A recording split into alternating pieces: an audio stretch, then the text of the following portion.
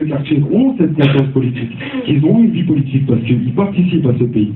Ils participent dans la quête de chercher du travail, dans la lutte qu'ils ont tous les jours quand ils se réveillent le matin, mais ils se refusent d'aller voter parce qu'il n'y a personne qui les représente. Et je pense que soutenir ces jeunes-là, les soutenir, nous, justement, les associations ça, qui, moi j'appelle des acheteurs de paix sociale, parce qu'en fait, c'est ce qu'on fait, on les finance pour pouvoir acheter la paix. Moi, je travaille dans une association pendant 2 ans. C'est simple, c'est donner vos enfants, on vous donne une salle de foot, tenez vos enfants en laisse, quand ça ne brûle pas au quartier, on va continuer à vous donner de l'argent. Mais bon, moi, c'est ce que j'ai compris quand j'étais à l'intérieur. Les jeunes à l'extérieur, ils ne comprennent pas ça, ils ne le voient pas. Mais clairement que ces jeunes-là, est-ce qu'aujourd'hui, on peut les soutenir justement dans ce refus total de participer à la vie politique française par le vote, mais parce que c'est conscient, parce qu'ils ont une raison de ne pas le faire. Et les soutenir et arrêter de faire de la démagogie dans nos associations en allant leur dire il faut aller voter parce que demain c'est comme ça qu'on va le construire. Non, demain, moi je pense qu'aujourd'hui on va refuser de voter et c'est comme ça qu'on va construire demain.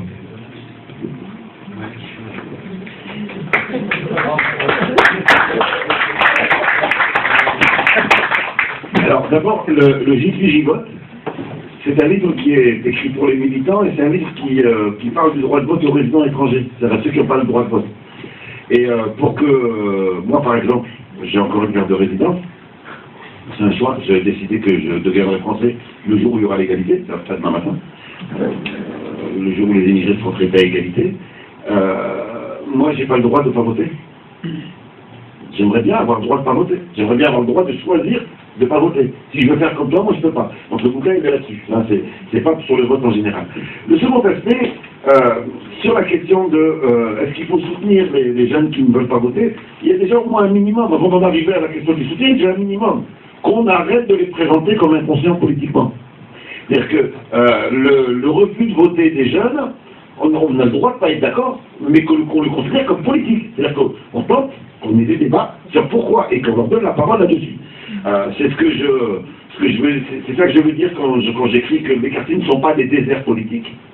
Maintenant, c'est vrai, les jeunes des quartiers populaires ne vont pas venir dans des réunions dans lesquelles ils ont l'impression que de toute façon, tous les partis ne connaissent pas le quartier, ne sont pas implantés, et on ne peut pas leur faire confiance, etc. Donc ça pose la question de comment on donne du sens, comment on explique l'attitude des jeunes, et comment ils prennent la parole là-dessus.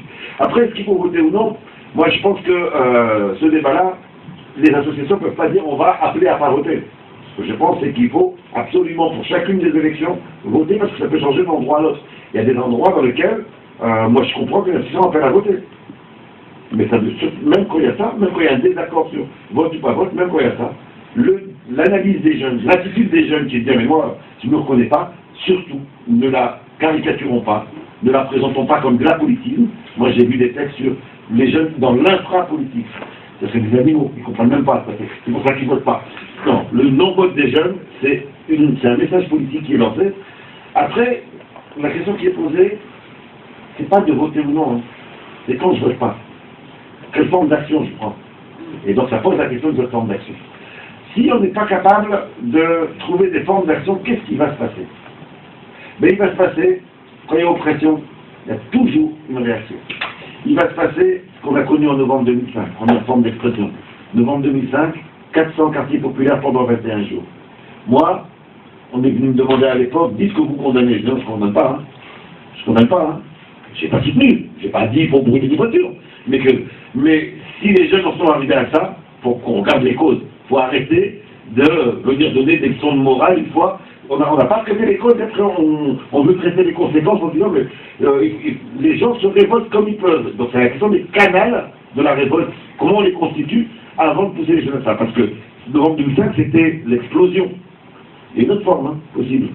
Je pense que c'est celle-là qui est en train d'entrer dans les quartiers. Ça me fait peur. Parce qu'on l'a connu dans les années 90. C'est quand on rentre à l'intérieur, l'explosion. Quand on rentre à l'intérieur, les années 90, l'explosion. Les années 90, ça a été la toxicomanie dans les quartiers. C'est-à-dire qu'on a une oppression, on a l'absence d'espoir, et on n'arrive pas à avoir un mouvement qui exprime ça. Qu'est-ce qui se passe? On a eu la toxicomanie qui a détruit, je ne sais pas ici sur Strasbourg, dans les grandes villes de France, c'est venu balayer les quartiers, c'était la catastrophe, etc. C'est pour moi le fait de se détruire soi-même ou de brûler son quartier, c'est la même réaction à la même oppression. Et donc, vote ou pas vote, la question c'est quel canal d'expression on donne aux jeunes pour qu'on construise avec eux, c'est pas qu'on donne, hein, c'est pas leur donner, c'est construire avec eux, pour que leur analyse, leurs revendications, leur révolte puissent être entendues. On ne peut pas se contenter de dire qu'il ne faut pas aller voter, ou bien d'autres, il faut aller voter. Pour moi, c'est la même limite. Hein. Ceux qui disent non, n'en faites rien, il faut attendre le vote pour aller voter, donc du coup, on attend 5 ans, on fait rien pendant 5 ans, et après arrive le vote, on va voter. Pour moi, c'est la même limite, ceux qui font ça, et ceux qui disent, qui se contentent de dire, il ne faut pas aller voter. Il faut, en plus de ça, se poser la question, c'est quoi le canal d'expression de notre colère? Après, le fond de mon propos, hein, c'est que surtout beaucoup d'associations sont hypocrites dans le sens, et malheureusement j'en fais partie, hein, je fais partie de gens qui travaillent pour ces associations, qui bossent dans le monde associatif. On est énormément hypocrite parce qu'on arrive à se dire attention, il faut qu'on vote parce que justement ce parti politique va être plus favorable pour nous, pour qu'on puisse avoir des subventions et continuer à acheter la paix sociale. Continuer à acheter la paix sociale. On se refuse justement à acheter la paix sociale, pas dans le sens où allons-y, on va brûler cette France, mais non, on va essayer de la faire changer en refusant justement cette manipulation qui nous est proposée.